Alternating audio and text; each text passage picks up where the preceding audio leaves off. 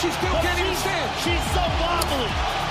Welcome in, everybody, to a brand new 100%. Picks episode 178. Today is Friday, May the 23rd, 2025.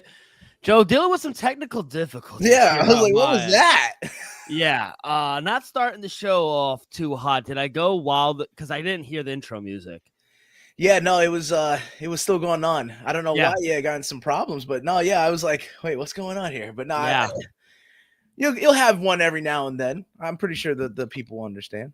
Yeah. How are you? Beautiful day here in New Jersey. I'll tell you that much. Yeah, I was just watching Friday fights by one, exciting finishes there. There were some exciting finishes in the past couple of days with the road to the UFC.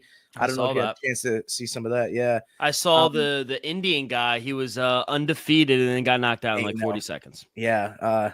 See ya. Yeah, out quickly there. The only thing I saw for boxing this weekend was like Moses Atama fighting under Josh Taylor in Scotland. That and he won't break Mike Tyson's record, the youngest champion. No, yeah, they're pushing it, but I think it's a big level jump for him. I think he's still early in his career. And then for mixed martial arts, man, LFA 209 and Fury FC 104 are both going to be featured on UFC Fight Pass this weekend. So yeah, I saw everything. I saw boxing journalists and people that I follow say, Frank Warren, he's matchmaking Moses Atama correctly, and that they're not really trying to jump him. But people that I've talked to and read and said that they've met him, they said he's the next one. Yeah, they said he's ready for like a Joe Joyce or Martin Bakole, and he's in a golden age of boxing, heavyweight boxing right now, and so a lot of the guys there, they deserve their shine. I guess that's just the politics of boxing. It's hard to get this new up and coming guy who could probably beat a champion. Yeah, I asked him. I said, okay, well, you're mentioning Martin Bakole. I said, what about a Daniel Dubois? Yeah, and they said second round knockout, and I'm saying what? Whoa, yeah, but that you lose money as boxing would if you don't build him up to the star he can be, because right now there's a lot of money to be made with the rematch between Usyk and Dubois. So, but it's crazy the praise for this guy. So good luck to him. I knew that was going on, but outside that, very slow week. Usually, correct me if I'm wrong. Obviously, I'm newer into the game, but Memorial Day weekend used to be a big time for the UFC. Whatever happened? All the cards in Jersey, AC. I don't know. We've fallen off a little bit. We're trying to get Dana White to promote his fights. Something's not right. You know what I mean? Normally, when did they make the shift? I don't know, man. I don't know. He's normally one of the guys to just come out and just start promoting fights left and right. But yeah, I don't know. They asked him going into 316 2 weeks from now, why do you make this fight? And it's the fight everyone wants to see. He didn't really answer the question. So I think we're in a little bit of a lull, right? Slump, if you would, a rough patch in the UFC, but all of mixed martial arts, as you go around, I think we're seeing promotions drop left and right. So hopefully we can, get out of this slump and get into a hot streak for summer. Yeah, I was like looking up Matt Hughes versus Royce Gracie, Matt Hughes versus Matt Serra, like going down during Memorial Day weekend at Madison Square Garden, UFC. Like, I just don't understand what happened, because this used to be a really big weekend for the UFC. And they said, you know what? Take a week off. Not this year. Everyone can enjoy the Memorial Day weekend. Yeah. Honestly, really sad news. You and I, big piano man. Billy Joel canceled his U.S. tour dates after being diagnosed with a brain disorder. Age, man. It's a fucking shame. You know what they say? I'm waiting for you. I was gonna say life is a series of hellos and goodbyes, and I'm afraid for a goodbye for Billy Joel. Well, not just yet, but I was going to say Father Time is undefeated. Yeah, so but it's a little goodbye. Michael K says that at a sign off every what that quote I just mentioned. Oh, okay. Billy Joel. Yeah, and nice. We got to just wave Billy Joel goodbye for the meantime. But it's a see you later, because I'm sure he'll fight and he'll be back to grid. All right. Well, on that note, let's get into it. We got a great episode. Like Joey said, kind of a lull of a weekend. We'll recap UFC Vegas 106. We'll take a deep dive into International Fight Week between Ilia Topuria and Charles Oliveira. Also, UFC 319, DDP and Hamza, or is it DDP versus Nasrat? Yeah, you fight him up. Imavov. Yeah, get ready. We got some news. We'll talk about UFC returning to Shanghai, China, for a fight night, August 23rd. We'll talk about that. And we got a new date for Manny Pacquiao for the WBC 12. It's a joke. But you heard anything about Baku? Yeah, anything about Baku? I heard some, a lot of the matchmaking's going on. Yeah, against some fights made. I love it. I love to see it. But kid, let's talk about last weekend. Yeah, let's do it. Everyone was saying, you know what, Gilbert Burns, big underdog. It's disrespectful. Is it? He just got knocked out in 3 minutes and 39 seconds. And Michael Morales is fucking huge for the welterweight division. I said it last week. This guy is a future champ. Yeah. He's about 2 fights away. He called out. He likes Ian Gary next, which I don't think he's going to get. But high praise for Michael Morales, man. Ecuador has one.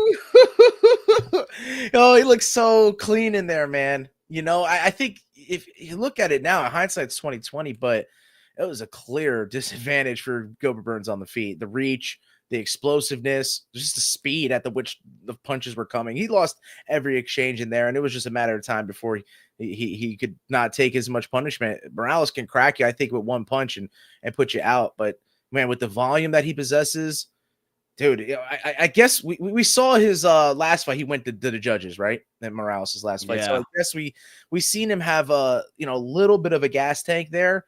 But as you say, to be a future champ, he's got to, No.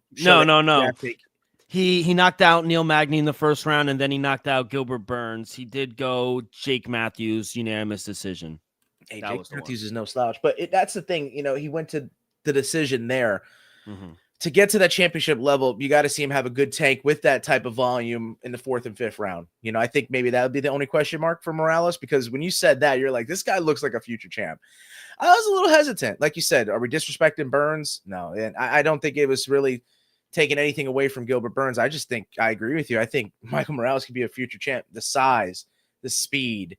I mean, he looks so good there. I mean, this guy, next time he comes out, he's got to fight in front of an audience. Like, he's got to fight the crowd, because I get the Apex, the warehouse fights, you save money. I'm guessing the UFC are by, being able to progress the weight classes by having the fights take place. But I'm just questioning. I guess you can have an intimate setting for your tickets, but where's the money, right? Like, all these places around the country and around the world want to host the UFC fights, and that's good for their economy, and it should, go back into the fighter's pocket. So, yeah, I think he needs to be fighting in front of a crowd next. That was just a fantastic performance, and you want to make a guy like that a household name, and that's the way you do it. And to do it in front of his mom, first time seeing her son fight. She was the star of the weekend, if I'm being honest. Yo, you ever see moms? Moms get into it maybe more than their sons at times, bro, because, like, I remember us growing up.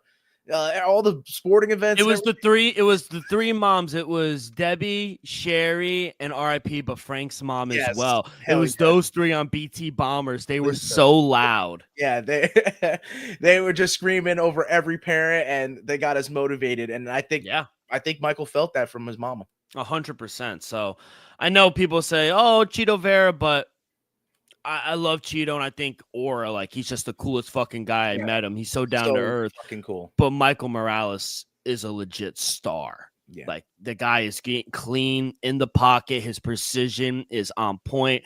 And you feel bad for Gilbert Burns now.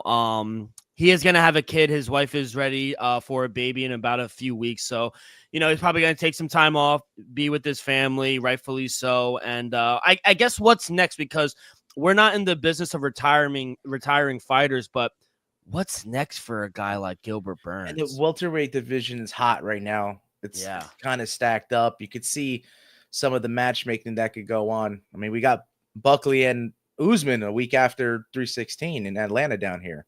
Is he just like because he fell to the 10th, is he just like a gatekeeper? And that's no disrespect. I really don't want to call him that. But where he is in his career and his age for Burns, he's later, in stages career. He's fought everyone. He's fought everyone, man. And remember, he fought at 55, so he is a smaller guy at 70. It's just that weight cut to 150. What about Colby? I'll be honest with you, no. That's a snooze fest, right? Maybe no, yeah, maybe an indictment on Colby, but honestly, hot take, maybe Bilal. I know that sounds crazy. Michael Morales, Wow. Bilal next. But look where everyone else is. They're all taking. Oh, you're talking about Michael Morales. Yeah, I Oh, thought I you was. threw in Burns real quick in that conversation. I don't know what to do with Burns because you lose your number 10. I guess you're right. He would have to play gatekeeper to hold that 10 spot for any up and coming guys. But yeah, for Michael Morales, I think he's willing to make that jump. Of course, he's willing. Is the UFC willing? Yeah, And I that's think one the of the thing. open spots for him would be that fight with Bilal, which is crazy because you make Which Michael is- Morales a yeah. one spot.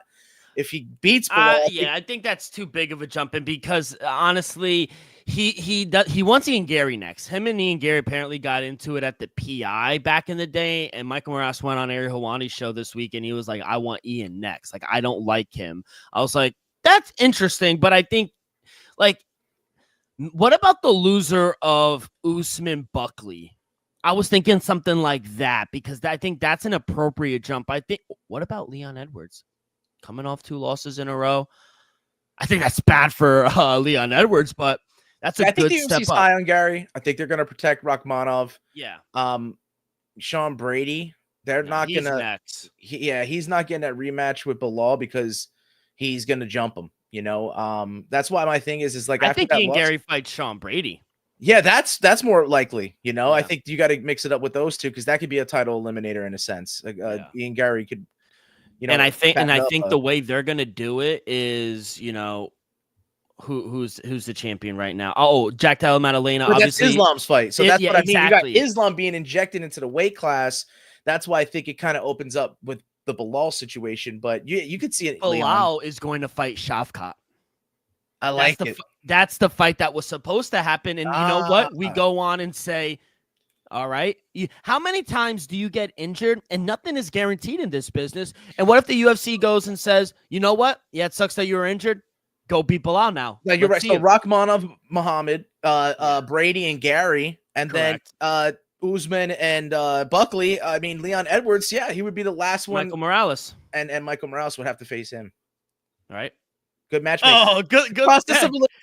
Hey, Hunter, Sean, if you're listening, like, give us a call. Isaiah, we'll put it on the War Room wall and we'll timetable everything. Hey, we see, you're coming to our town in what? 2 weeks, 3 weeks, something like that. We'll see you on the street, Sean. Yeah, we'll see you on the street like last time. Nice trench coat, by the way. Yeah. But yeah, so shout out Michael Morales. He is one. Very happy he got the performance of the night bonus as well. The co-main was called off due to herpes. I mean, cold sore outbreak. Fuck. I mean, quote, he goes, Radado Balado, he goes, I never thought that herpes would take me out of the fight. But thankfully, the fight between Paul Craig wasn't it. I mean, they rescheduled it for UFC Atlanta June 14th in a few weeks. So thankfully, they were able to rebook it. But herpes, that's fucked. That's ridiculous. I feel like this has happened before, though. Really? I feel like a fight has been called due to like cold sore outbreak. I really do. I feel like that has happened. It's not the first time. Correct me if I'm wrong. Anybody come on, feel free to just like correct me if I'm wrong, like I said, but I feel like that has happened before. Yo, let us know That's in the nasty, chat. son. Stay away from that. Cut him. It's over. Yeah. I thought you got to pass a physical. Holy shit! That when they said that, I was I was crying. I was like, medical reason. Then he posted that picture of herpes. I was like, oh yeah, he has to chill. That to yourself. I mean, nah, he came out. Oh no, he kept it 100. I respect that. Yeah, respect. Yeah, I respect that. I mean, he's getting Myron Santos, though, man, great call by you. He deserved to be the favorite. Sadiq Youssef I don't know if he's down. He definitely is versed the who's who, but he just didn't undefeated look. Guy, and then just fell off a cliff. Kind of. We talk about it. Different fighters react differently to situations. Some guys become the champ and they hit a second gear. They hit a different gear. I think it could happen the opposite as well. You lose that aura, so to speak, and he was carrying a lot of his pride with that. And when you lose that, you might lose some identity. So I think Youssef is struggling to find it. And I just said this new era of MMA. Look what we've seen. didn't have the predictions correctly, but I pretty much had the names right. That whole main card was New Era guys. Yeah, 100%. I don't know if they got this one right, to be honest, because Dalton Stolfus, I thought he did enough to win. Yeah, Yeah. he got the I arguably did won the too. first and third, right? that's what I gave And him. the second was like The second was Rusenbev. yeah, it was still of a toss up though. I feel like because Stoltzfus was just pressuring him. He basically gave Ruziboa a taste of his own medicine throughout the fight. And then he calls out Bo Nickel. I mean, hey, good call out. Yeah, good call out catching a guy coming off a loss. Yeah. I think that is a good call out. Bank account was happy about the result though. We cashed that on the same game parlay. So Good call. hey, I wasn't complaining, but I felt for Dustin because watching it live, I was like, I thought he did enough, but he's one of those guys like a Julian Rose who was on this card as well. That is just going to be a UFC guy. They're going to still be there. Oh yeah, and they have fights made for them, and I'm sure we'll see Stoltzfus back again. Speaking about Juicy J, tough loss for him. They do get the fight of the night. It was back and forth. Costa though, he's on a tear. Quick turnaround, too. Yeah. He is a promotional workhorse for the UFC. He gets the unanimous decision win over Juicy J. Definitely got this fight. I thought the fight was going to be inside the distance from somebody, and I thought Juicy J was live. But shout out Costa, man. The guy's legit. Yeah, he's awesome. I think he's a fan favorite type of guy, right? He brings it every time he gets out there. He's got good ground game. I mean, he matched up with Julian Erosa quite well, and we know all the tricks Julian Erosa has up his sleeve, man. They don't call him Juicy J for nothing. So, exactly. Yeah, Costa, dude, just slick. I think, his striking on his feet, it's come a long way. I like the guy a lot myself. I like to see what kind of matchup they can have next for him because don't know how close he is to top like 15, really. But you beat a staple in the UFC, like I said, Julian Erosa. That's why I had to mention him with Stoltzfus. I don't think even with the losses, either of these guys are going away. But it does a lot for Costa and his matchmaking next. Coming back off a long layoff, 2 years against Gabe Green, coming back after 2 years, getting the submission win in the second round. I'll tell you this much. I didn't see this coming. I thought Camilo was going to knock him out. I totally got this fight wrong.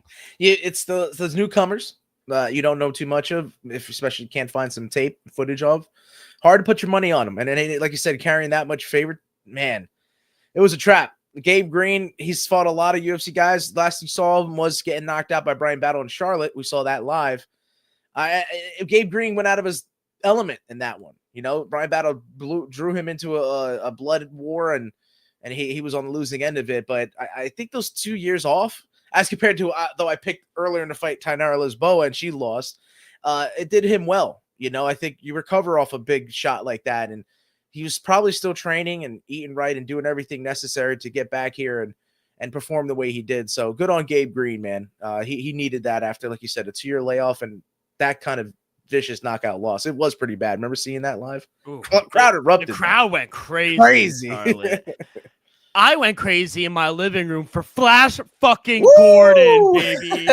What a knockout. First round. I was so happy for Jared Gordon. I'm a Jared Gordon fan. Everything he's overcome in his life, addiction. Now he has a wife, and he's a Christian man and he's well. Helping others. Yeah, dude. Yeah, he's helping others. Like, he's a selfless man. You love to see it. I was very happy for him. Thiago Moises, though. I'm not here to retire fighters, but what are we doing? The fighting nerds don't claim him. No.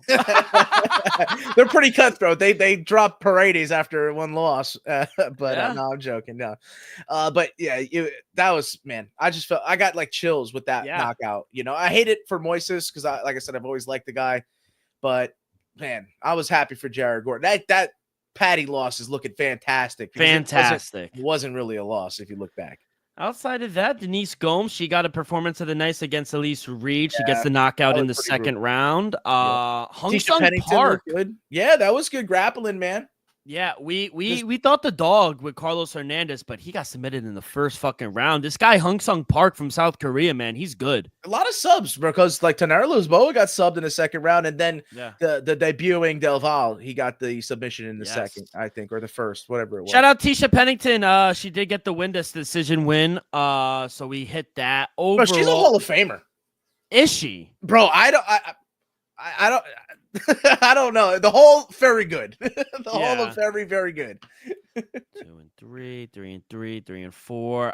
I go 4-4, but I do end positive just because I hit on the same game parlay with Rusem Boyev and the fight to start round 2. It was the same game parlay. It was plus 136. Yeah. So I do end up. It was even on the numbers, but profit a little profit. So 4-4. How did you do last week? Yeah, man. I think the same for me. Though I was 2 below 500. I went 7-9, but we hit big on the 10 seconds left last week. Eris, FC 30. Baki, he got that finish. So, bro, yeah. And shout out Darren Till. He's dominant, bro. And that KSI fight, once KSI heals that hand, I'm telling you, these big money fights. He trains with Hamza. They're good friends. Yeah.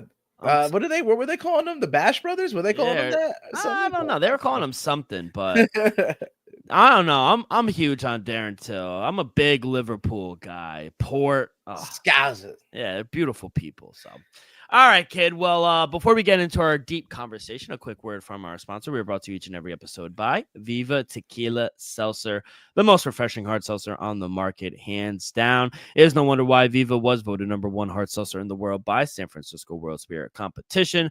With only 88 calories, 0 carbs, 0 sugar, and a light 4.5 ABV. Viva is the perfect drink for your post-game celebration, as it was created with that active lifestyle in mind. We flavor tequila seltzer because flavor is the spice of life, and we like our drinks. So just a kick, just like how we like our lives, whether it's Huckleberry playing around a golf with the boys or an elderberry this Memorial Day weekend, it doesn't matter. Our favorites pair perfectly with that Artisanal Blanco tequila for that subtle and refreshing drink. Our belief here at Axe Cake Picks and at Viva is to live long, live well, and live it up.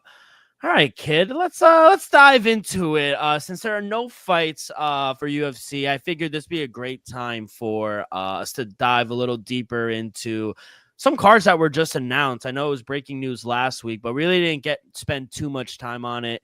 But UFC 317 and UFC 319, it's the whole debacle with, Ilya vacating his belt, going up to lightweight.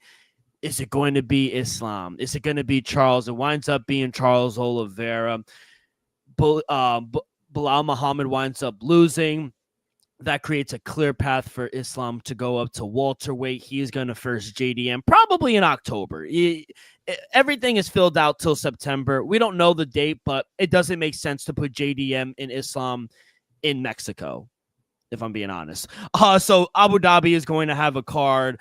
So that makes sense.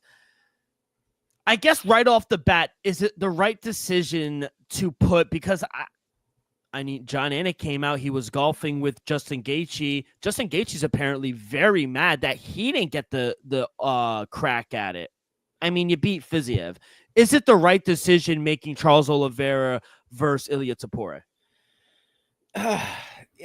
Oliveira's done so much, right? For not only the division. I mean, he was featured in featherweight. We didn't do so well there, but for the entire UFC, I mean, he's a fan favorite as well. He beat Gaethje too, right? Mm-hmm.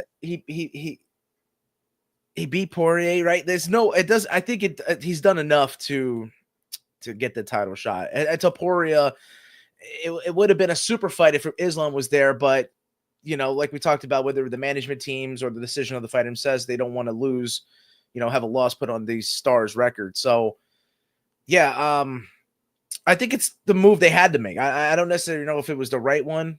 It was just them, like I said, trying to manage their talent and try to make everyone happy. But like I said before, we could have possibly made the Topuria and Islam fight for the belt, and Islam would have just had to swallow that pill if he lost.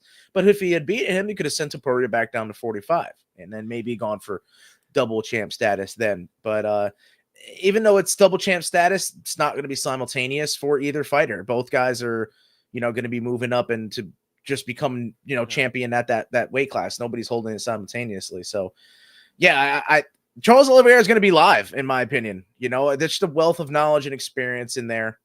You know, Can you guess the line right now? Oh, did we talk about it? I think Topuria was favorited. Yeah, I bet Yes, like maybe Ilia almost 200. You said, Ilia Tapore minus yeah, it 340 was crazy. plus 280 for Charles do Bronx Oliveira. He gets hit a lot.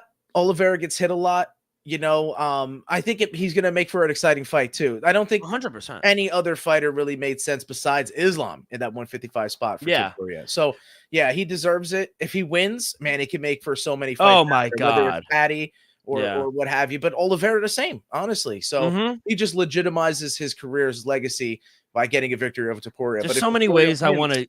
Yeah, he's gonna legitimize himself as being one of the greatest runs right now, currently, and going up there for one of the best fighters of all time that he hasn't even lost yet, mind you. So I think all that is a big factor in this matchup decision making, and yeah, I think it was the right one. I love Charles Oliveira. I don't know who doesn't, so he deserved it. There's so many ways I want to approach this. I mean, he definitely deserves a Charles Oliveira after losing that split decision, which I thought he almost won the fight. I thought Arman Tsarukyan did win that fight, UFC 300. But to come back, gets the unanimous decision over Michael Chandler. That's 2 wins over Michael Chandler, 1 for the belt. He beat Dustin Poirier, beat Justin Gaethje. Arman did himself no favors back then, you know. And he doesn't want to fight, apparently. They offered him, according to Ariel Helwani, who is plugged in, Mateusz Gamrot was offered to Arman Tsarukyan, and he said no. So he's doing himself no favors. And look, Gamrot's got a fight coming up. Exactly. So sometimes you just got to suck it up, like I said early on, and fight. Yep. Now he did get he had the arm trial and choke. He did lose to Islam back in 2022 for UFC 280. But outside that, he knocked out Beneil Dariush. He comes back, he loses, and he beats Michael Chandler. I think he deserves it. And it's gonna sell. I think I think it's gonna sell more than a Justin Gaethje fight. It makes sense for International Fight Week as well. 2 international fighters. Question: is this more? Because I know everyone wants to see the super fight between Islam and Charles because it was right there, or not Charles, excuse me, Ilia Topuria, because it was right there. But can I make the argument that this is a better fight? Or no? Yeah, you don't. You could absolutely make that argument because. Do you think so? If Islam could play his game, it may be a long night for Topuria, right? It may be a boring night for the fans that pay a lot of money for a fight like that. But I think the fans are going into this one without a shadow of a doubt. They're getting their money's worth. Do you think it's a more entertaining? I do, yeah, because like I said, Charles Oliveira is going to go out there and he's going to take one to give one.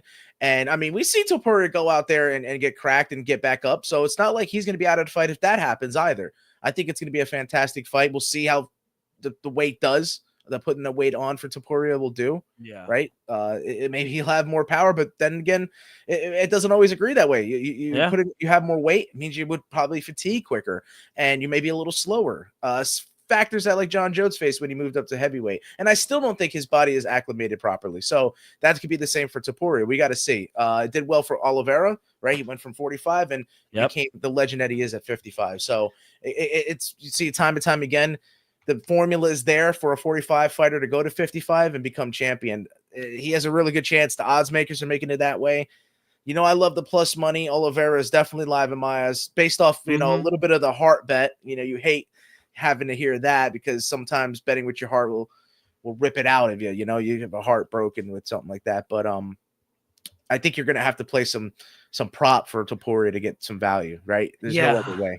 I think he's definitely live. I mean, it's a little disrespectful, or we could come back the next morning in a few months and he gets knocked out, and we'd be like, well, he just might like not Michael have been Morales. Just like Michael Morales, he might not have been a big enough favorite. So we'll see if the power translates. The reason I think, and I think you and I actually, it's a hot take because everyone on Twitter and everyone that I talk to in the industry, they don't like this fight. They think it should have been the Islam, which I guess you can make an argument for.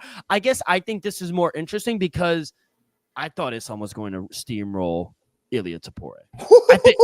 I think just he was going to dominate on the floor, and he was just going to impose his will and it just hold him down. And it was just like Khabib. You knew it was coming, and there was nothing you could do. And we've heard it. Dustin Poirier goes, listen, I've trained and grappled and wrestled with one of the strongest men in the world when he grabs you, not Habib, Islam, it's like a different grapple. And that's what I'm afraid. That's what I'm afraid of Ilia Topuria. So here's a question. Say Charles shocks the world, right? And he wins, and I'd be ecstatic for him. He's already a first ballot Hall of Famer. He goes and wins and becomes the undisputed lightweight champion of the world. Is this Ilia Topuria's last fight at lightweight, or does he go back down to featherweight? I think he goes down to 145. He said he can't make the weight anymore. Oh man, but then that's the thing. He's gonna have to fight lower down on 155, and his dreams and aspirations fighting for the championship level at a weight class higher, it just goes out the window. Here's my theory. He loses, right? Which wouldn't be a shock to, I think, at least to you and I.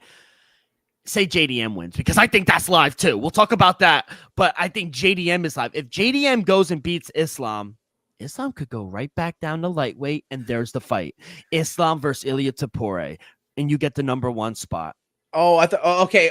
To fight Charles Oliveira, because I don't think this is his last fight. I think he's staying at lightweight. Ilia Topuria. You make a valid point, but that was my joke. That's why I was like, yeah, you're going back down to 145. If Oliveira beats him, you kind of can say that, and there's going to be memes about it. But no, you're right. If you can't make the weight anymore, he's going to just unfortunately be reluctant, because I think he's gotten himself to stardom. He is a world star, right? He's going to be costly to get on a card. You'd rather him be champion than not, but I mean, he'll sell fights, that's for sure. So yeah, to your point, he'll have to stay at the weight class of 155 and just fight down. Man, JDM beating Islam, that's a hot take. You have two hot takes. I'm telling you, they're gonna keep rolling. And for the people that said, you know what, Ilia's gonna fight Charles, and it's gonna be for the #1 contender fight, and he's not gonna fight. I'm sorry, and I'm new to this industry, but you're an idiot if you thought he was going to vacate his undisputed belt and not fight for the belt. Yeah, like that's idiotic. Am I wrong for thinking that? No, I don't know who would have thought that. I think people were like, "Oh, he's not going to get to Islam because Islam doesn't want to fight." It's just hypothetical. Bully B. But there's precedent for it as well. I believe that's happened in the past as well. Like there's been maybe not a vacate, but to get the title shot immediately. But not a star like Ilia. Oh man, I mean, yeah, you got to give him the title shot. You have to. Yeah. You have to. So very interesting. The rest of the card, though, I think it was the worst kept secret, but we knew the flyweight belt is going to be on the line between Kai Kara France and Alexander Pantoja. Right now, Pantoja is a -245 favorite, plus 200 for Kai Kara France. I like this. This was. Yeah, international matchup, for International Fight Week. If John Jones gets stripped, there will be no longer any American champions, I guess, besides if Kayla Harrison could beat your girl Pena, but we'll see. What was I gonna say? But I like this fight. I think the only guy in the division, in the flyweight division, it had to be Kai Kara France right now. I mean, he's beating Brandon Royval, he's beating Brandon Moreno. Amir Albazi shouldn't even be up there. Kai Kara France wound up just knocking out Steve Ursay, like badly. Everyone's high on Steve Ursay. See ya. Fucking knocked him out in the first round. And I thought Kai Kara France won that Amir Albazi, the split decision. So he did lose to Brandon Moreno, but this is a fight that has been in the works dating back toward the Ultimate Fighter season 24 in 2016. So he did lose that. Alexander Pantoja won unanimous decision. Do you like this fight? Do you think he deserves to fight for the belt, Kai Kara France? And do you agree with the lines? And the line is Pantoja favorited? -245. He's looked so dominant. I think the odds makers got to go with that. But Kai Kara France, KKF, he's earned his spot, right? Like you said, finishing guys at 125 the way he has, you earn your stripes that way. Exciting. The matchmakers love you. I mean, just look at the run that he's on. He's on some streak right now, dude. He defeated Manel Kape. He choked out Brandon Royval. He choked out Alex Perez. Then he beat a split decision against a great fight against Brandon Moreno. That was a war. He beats Brandon Royval again. He beats Steve Erceg. He beats Kai Asakura. He's basically cleaned out the division just like Pantoja. Yeah, he's now lapping him, so it's only right that his fight gets made. To your point, Amir Albazi should not be 3.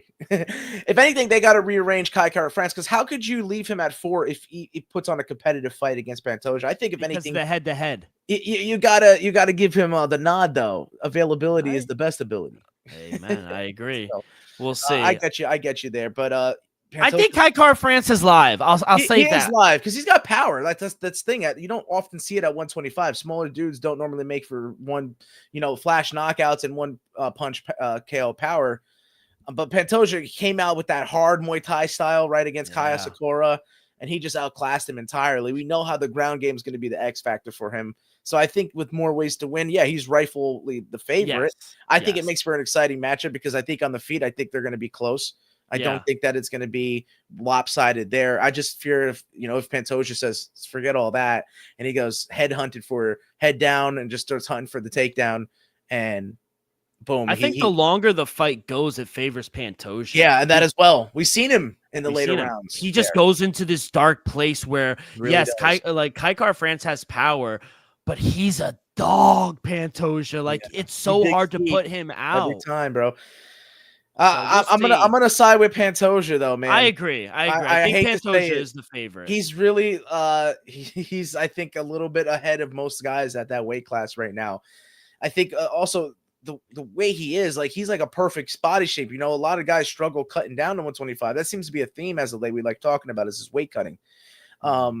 He's not cutting too much weight, and he's just staying in massively good shape, and he's jacked. He's got everything you would ask for in a champion. And like we talked about those to become champion, he's gotten better since he's become champion. So I don't see any real holes in his game. And I think he may exploit that one in KKF. I think he'll take him down sometime in the fight, and I think he'll dominate in those exchanges. With a win over Kai Kara France, he'll have 8 wins in a row. Now, in my opinion, I think it's Demetrius Mighty Mouse Johnson, the flyweight GOAT. He's already locked in that too. Over Triple C's. Yep. Wow. Even though Triple C has a win over Mighty Mouse. I mean, it doesn't matter. He does. He got it. Winning is winning. It's not even the inch. What about Joseph Benavides? Yeah, that's the thing. If Jiu-Jitsu would have been the guy, if there wasn't, what about Davison Figueiredo? His run, or even Moreno. No, I think what Pantoja's doing right now, and like you said, in a weight class that is highly competitive, some of the best athletes we've seen, the evolution of this weight class where the UFC wanted to kick it out right now, Pantoja is dominating the way he is, because I think most of these high-level fighters, they would wash the floor with any of the early 125ers. I really feel like the number 10th guy would be the champion, Tagir Ulanbekov. So, right now, Pantoja to me, just what he's doing and just the dominance and holding division. Remember, Cejudo was just always trying to leave the division and delegitimize it. I think Pantoja legitimizing 125 makes him a better champion there. I love that. And I put him at 2 right below. So Tapology has the GOAT list of the flyweight. They have Triple C's at 1. They have Demetrius Johnson at 2. Joseph Benavides at 3, Davison Figueiredo at 4, John the Magic Dotson. How could we put Figueiredo ahead of Moreno when Moreno won the quadrilogy? They have the Baby Assassin at 7. They have Corey Horiguchi at 8, and then they have Pantoja at 10. Horiguchi's massively disrespected there. If anything, he's top 5. My question was, with the win over Kai Kara France, that'll be 8 in a row. Can he be a top 5 flyweight of all time, or do you think he already is? Yeah, that's my answer. He is number 2 right now, and if he wins, he'll stay locked in at 2. What does he have to do to get over Mighty Mouse? He's got to match the title defense. He's got to keep this train rolling. It's going to be up to the UFC to give him matches. That's the issue. Next is him lapping the division, and now Josh Van should be the next guy, but bro slips up and loses, right? So I think the division needs to get their act together so that the UFC is not going to then go to a similar situation what they did with Mighty Mouse where they wanted to close it. So let's not have that happen. I do like this next fight. They rebooked it. It's between Money Morcano and Benel Dariush, number 9 versus number 10. It's the closest one on the books in the main card. Minus 142 for Renato Moicano, plus 122 for Benel Dariush. Do you like that they ran this back? Yeah, Benil deserved to get this fight. He got paid when Moicano got the nod against Islam. So credit to both guys. I think they deserve the payday. I think they respect each other. I'm sure there'll be here's a very intellectual battle, if I may, like Moicano with his economical set, but Benil Dariush as well.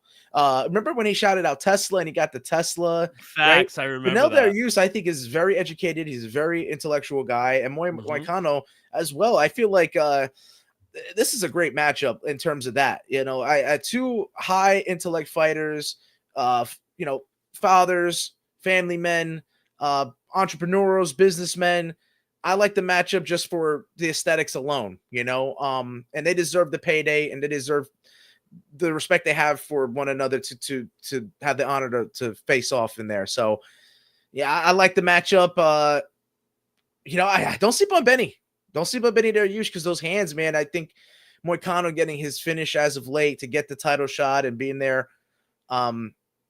I hope he doesn't fall in love with it. I don't think he will.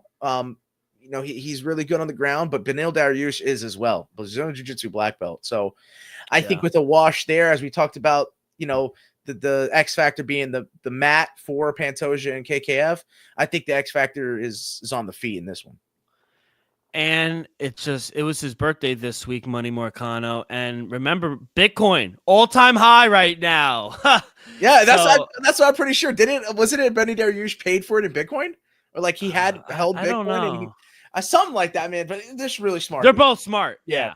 And I'm glad that they ran it back. Benel Dariush did nothing wrong. He got paid. They said UFC took care of him because he got the short notice fight. And I don't credit this as a loss for Renato Moicano, even though he lost in the first round. I mean, he took it out 24 hours notice. Give him a full fight camp. I swear it's different. I love this fight in the flyweight division, the next fight down, because honestly, I think between Brandon Royval and Manel Kape, this is a number one contender fight because he's cleared out the division.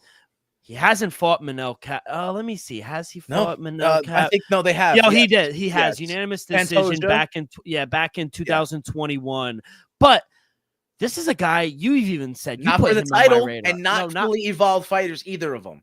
Yes, but I think the best thing for Brandon Royval is for Kai Kara-France to win, because another hot take, number 3, even if he wins, he doesn't get a third shot. No, that's what I was going to say. It's like, I think Royval's hoping for the KKF win, and the UFC is hoping for the Kape win if Pantoja defends. Because like we said, we need that new blood injection. Yeah, because we need new blood. So I like that fight. That is a really good fight in the flyweight division. And right now, Manel Kape minus 325, plus 275 for Brandon Royval. Hot take. Manel Kape more dangerous on the feet than KKF against Pantoja. Hot take. Brandon Royval submits him. Oh, he is a raw dog for a reason. Raw dog, baby. No lube. The problem is I like both of these fighters. I like Manel Kape, even though he could be a little boring, and I think he should go for it a little more. His hands are lethal. Because Royval's going to. Yeah. He's going to go for it. He's going to try to bring the dog out of Kape, and if he doesn't have it in him, like you said, Royval will drag him into deep waters and drown him with a submission, bro. You're right. And then this next fight, the last one I want to talk about, middleweight division. I like it. Top 15 match. Roman Kopylov minus 230 against Paulo Acosta, back in it. This is an interesting fight. We haven't seen Paulo Acosta in there since his last fight against Robert Whittaker. Bloody matchup. And then we saw him before that against Luke Rockhold, where it was another bloody fight. So and then he fought Sean Strickland, and that was a split decision. Some people thought Paulo Acosta won that fight, but yeah, he's 1-2 in his last 2. He did get the nod over Luke Rockhold, but he's also Robert Whittaker. He's also Sean Strickland, the top of the division. Now he gets a little, I don't want to disrespect Roman Kopylov, but a little easier of a fight.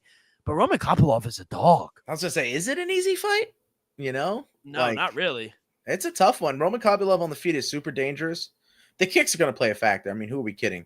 Yeah. It's about, like, I think Costa timing it properly and trying to counter him when he throws, whether it's a leg kick, you got to right down the barrel, throw straight, throw a jab, just something to throw off his timing, or else he's going to start eating up his leg. Kopylov could be the faster guy in there. I think that's something we've seen with Costa at times, because if he starts, throwing in those bombs, you see his tank start fading, right? He's carrying around all that muscle. I mean, we've seen it time and time again. It's a Costa, man, he could put you out, right? I feel like he hasn't showcased too much of his jiu-jitsu or any grappling. Does it exist? Am I wrong? Like, go back to some of his fights. Is he really digging deep and, like, even trying to take someone down against the cage? Like, I feel like I have no screenshots of any of that ever. I would like to see him mix it up. I think that could help him out. We've seen him grappling with Logan Paul. Logan Paul. Yeah, they were grappling around, trying to find the damn name. Logan Paul, they're grappling around there. That's in my head. You wanted to say Luke Rockhold bad. Again, because you said it. But, dude, you seen him grappling there? That's a screenshot I have in my head. Maybe he can get that involved against Roman Kopylov. So, Roman Kopylov, no joke. He winds up knocking out Chris Curtis. He beat Cesar Almeida. He did get submitted by Anthony who's got Hernandez. Credentials, his accolades in kickboxing, Cesar Almeida. I mean, he beat Alex Poatan Pereira, so yeah. Roman Kopylov, he's 12-1. Or no, 14-3, excuse me. He needs this win, though. I think Roman Kopylov needs to win. I think it might be a must win for both. I think if whoever loses this fight will be knocked out of the top 15. My thing is, though, I guess I know the answer. I was going to say, even if Roman Kopylov wins, does it propel him that much? But Paulo Costa is still a name. Say what you want. His record, not the best, but he's still a household name. Yeah, I'm looking at it now, to be honest with you. If Roman Kopylov beats Costa, may you knock Costa out of the top 15, but not put Kopylov over RDR. You just move those two guys up a slot. RDR is going to verse Robert Whitaker. That's my point. Like, he's fighting all the way up the thing, so you got to keep RDR ahead of Kopylov. I mean, they just strapped a rocket ship to him. He said, all right, beat Bo Nickel. Yeah, let's go. You're ready. You passed the G3 test. You passed whatever before he fought Nickel, and you made yourself a star, kid. Go on with your bad self. All right. Well, International Fight Week should be very entertaining. And I'll say this, coming into this year, if you ask me, what are the top fights you want to see? Number one, and I'm still hopeful, but I don't think it's going to happen. I mean, if you've been reading John Jones's Twitter, he's getting handsomely played to do that reality fight thing in Russia or Thailand. So it looks like he's not going to fight. And which is weird. I mean, if you read the Twitter, he said, hey, I've told the UFC. But the UFC, to their credit, they don't have to say anything. They don't want to strip him. And two, they don't need to say anything. I think they're going to be like, they're in their mindset. They're thinking, you know what? Maybe he'll take it later down the road. We don't need anyone till MSG November. Maybe he'll change his mind. He's making a shitload of money right now. Let him enjoy his life. How long is a typical fight camp? It's normally 6 to 8 weeks. So yeah, he could start getting ready by September if it's the November MSG card, right? Yeah. So, I mean, he's give him the summer to hang out. Yeah. Yeah. Nate Diaz rolled off the couch in the middle of the summer to beat fucking Connor. So, yeah. This is one of the biggest partiers. We're talking about John Jones partying in the summertime months before the fight. Bro came off a cocaine bender and beat DC. I don't want to hear it. Do you want them to strip John? Partially, yes. Partially, really? Why? No, I mean, come on, man. Like, let's stay active, right? Like making a joke of it, like disrespecting the belt. I think it does a disservice to all the other fighters that came before him. I do think that, but it's precedent. I'm a fight fan. I'm in here for the entertainment. You're not giving me fights, I'm not going to be very happy. So that's the issue I'm dealing with right now. Yes, granted, he's done what he's done for the sport, and the fight that he has next should be for the legacy and quite possibly his last. But that's why I say partially, because I totally understand what I just explained, but you can understand the frustration. Yeah. I don't think it hurts his legacy at all, because it does not taking not hurting his legacy. No, but I've heard that the loss would hurt his legacy, and that's why there's the the back and forth. I just think this is his last chapter. You can't tell the story of John Jones without saying I don't want to say duck, but he just chose not to fight Tom Aspinall. And it is what it is at this point. He doesn't need to fight anyone. If he wants to go out into the sunset, hey, to each your own. Mazel tov, my friend. Enjoy it. I wish I was in a point in my life where, because he mentioned it after he beat Stipe, he goes, hey, I'm going to put out a number, and if they meet it, let's make the fight. I think he put out a number not thinking they were going to meet it. They met it, and he was just like, I think I'm good. I think I'm good.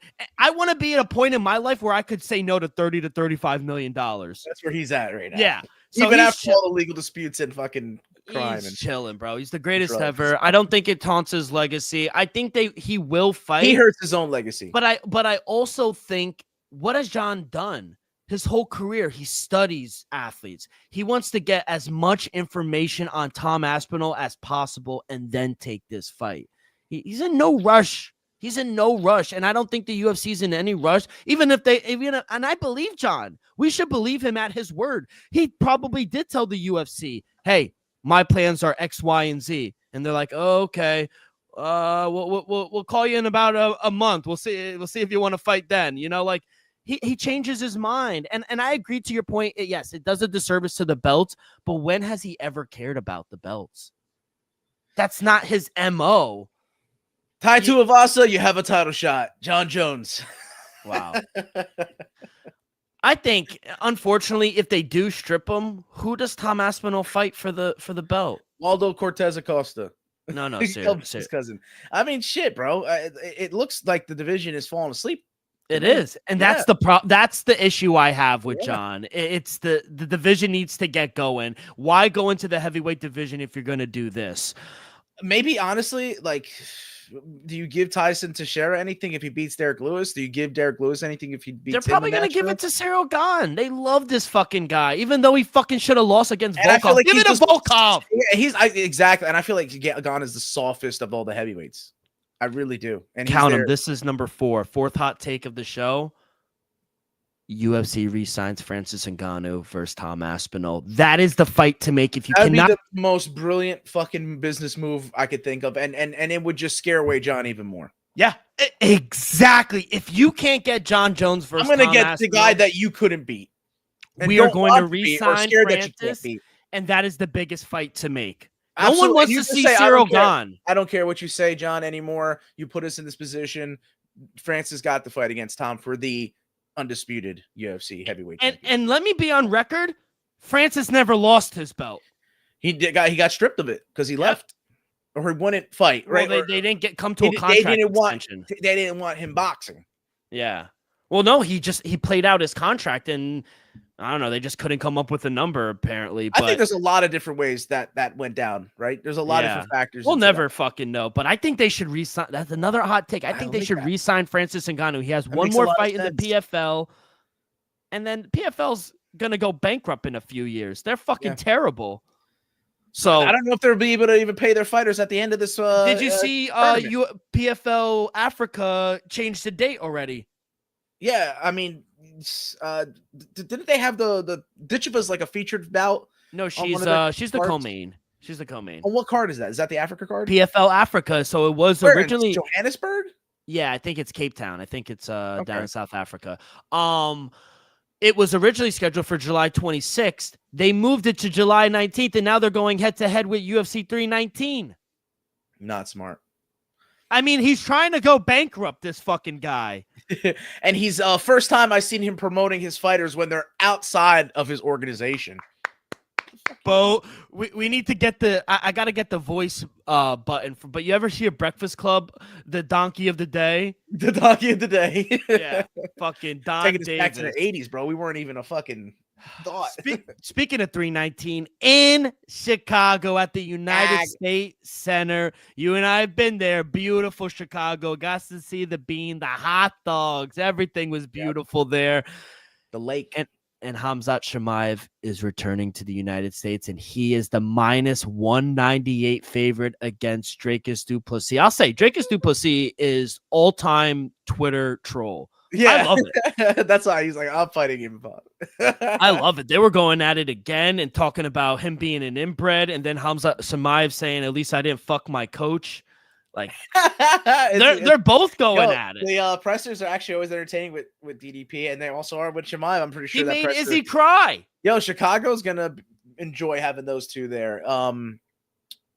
It's like kind of the similar like styles. I think when it comes to like the aggressiveness, I think two different methods of when to utilize it, right? Hamzat shot out of a cannon, right away, goes at you, tries to take you down, tries to take your head off. Like that's if DDP is going to be ready, he's got to be ready for it right then and there. But DDP seems to wear on you, right? Like just the awkwardness, his toughness, his durability. I mean, you're throwing shots, your best shot at him, landing it, and he's just not even phased. And bro's coming at you with a headbutt and basically taking you down. I don't know if you saw that. It's just that awkwardness in there that he knows what he's doing, but you may not know what's coming next, right? And I think that can surmount over the course of a couple of rounds, 2 rounds, 3 rounds. You're just getting overwhelmed with information. You don't know what to do yourself, and you start running out of ideas. I saw that. Caleb Plant was talking about it recently. Roy Jones Jr. was talking about it where, you get to a point in the fight, the fighters start losing ideas and not knowing what to do, and they start copying one another. So, you could start dragging them into something you want them to do because they're not familiar with the movement, and boom, you just counter them and get them out of the fight. And I think DDP is smart enough to do it. I think he'll have the gas tank. We talked about it. As much as he's improved once the nose surgery happened, I think he's going to be fine in the later rounds. It's the difference after the sickness from Hamzat, right? He hasn't been the same since COVID. It seems he fades into the later rounds. As compared to DDP, he seems to get better in the later rounds after the nose surgery. So 2 different, paths that have happened since those kind of big, catalytic moments in their lives. So I think DDP is getting extremely disrespected. I mean, there's no other way to say it. He's a champion. He's defended against some of the best in the world already, and the dude's got hands. He hits like a truck. Man, he's another one that's may become a champion, gone better from it. Another thing. I could see how Hamzat's so favorited because people love him, but I don't know, man. You ever hear that song "Down with the Sickness"? Yeah, Disturbed. Yeah, great song. It made me think of that when you. I might have to go with DDP, man. I think I agree. Every time I count this fucking guy out, he winds up winning. It's an awkward stance, but it always fucking works for him. He just needs to survive the first round and a half. And if it gets into the late second, early third, I think it's DDP's fight. I don't know if Hamzat will have the gas tank. Yes, the Kevin Holland was a 5-round fight, but it only took him a round. I think if you want to bet Hamzat, it's early on. If you bet later on in the fight, it has to be DDP. I think the value is with DDP. Every time we bet on this guy, or count him out, excuse me, he winds up winning. I agree. I'm probably going to be on DDP here. It's early, but I think the value is with him right now. And I guess my follow-up question to this is, what are your thoughts on Nasruddin Imavov being the backup fighter, and why not just have him fight Caio Borralho for the number 1 contender fight? And if you're Nasruddin Imavov, why are you ducking him? Ducking Caio Borralho. Yeah. I think the UFC is good into the insurance policy they have with the backup fighters. They're lucky they had Moicano. God forbid they didn't have someone in a weight class for that, Arman dropout. But just put him on the same card. The same, yeah. That's something that they could follow that formula. And do that, have the fight on the card, and just in case you're a backup, one of them or the backup fighter, whoever deserves it more, I guess. But because I think that's the fight to make next, and I think they're putting a lot of merit into Hamzat winning. I think they want him to. They want him to win. Yeah, I think that's what it is. It's having Hamzat be the champion, and then him fighting, I guess, Imavov next, right? Or having the rematch next, and then you could have the Borralho and Imavov fight at another time, right? So, do you think they give hypothetically, if he winds up losing, do they give him the immediate rematch? I think he deserves it, but I do too. But I don't think they do it. The question is the UFC going to follow suit with Hamzat being such a big star? He's got to be top 3 biggest stars in the sport, right? It's probably like Islam and Ilya. Number 5 hot take: if Hamzat Chimaev wins, and RDR beats Robert Whitaker, RDR is next. Yes. Yeah. 100%. Yeah. I like that. And Imavov gets skipped again because he's got to fight Bahayo. Yeah, because he's ducking Bahayo. Yes. Don't duck the fighting nerds, motherfucker. That should be a good fight. Plants not play. No, I mean, yeah. bro, you don't even you get put into a situation. You got to be good at what you do. It doesn't matter 100%. what you're doing. You got to be good at it, and the people will take notice. Yeah. Well, Joe, that concludes our deep dive. We dove fucking deep, kid, deep. A little news real quick before we get into your 10 seconds left. You probably guys have known, but Patchy Mix did sign with the UFC. He is replacing Chito Vera right here in Brick City.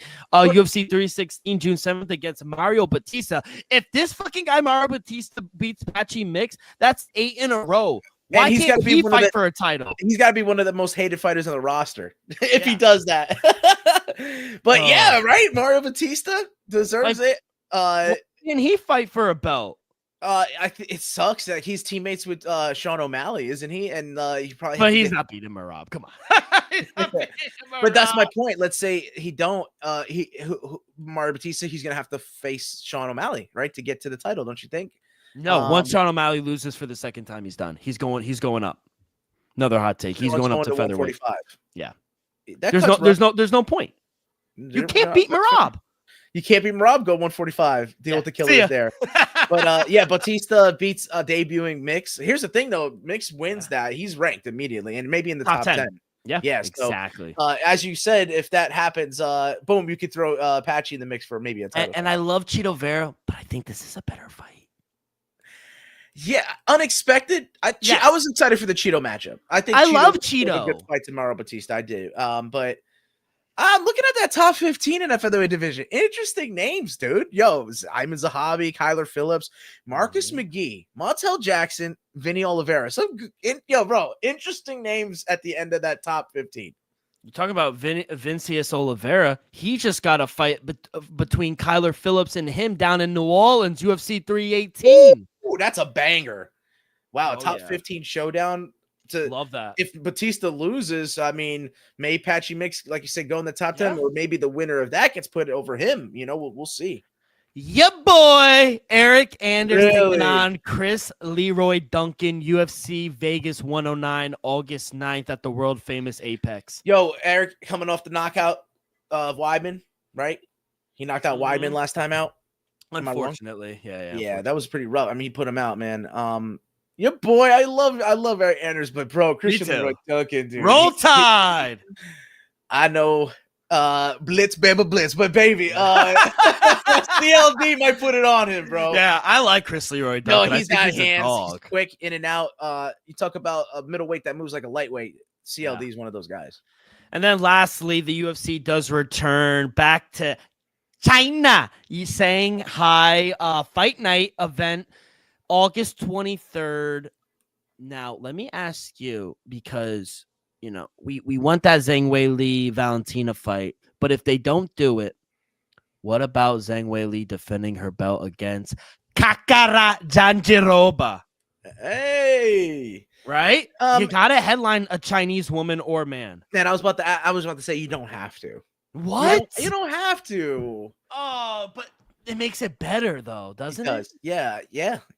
But don't you like that main event? Sometimes they backfire though, right? Sometimes the home crowd just goes silent. That's fair. No, we experienced that just the other day. I think it's gonna be a lot different tonight. All right, kid. That's it. 10 seconds left. You do have one play. We are a gambling show. We'll give you out one play. I'm touching one card.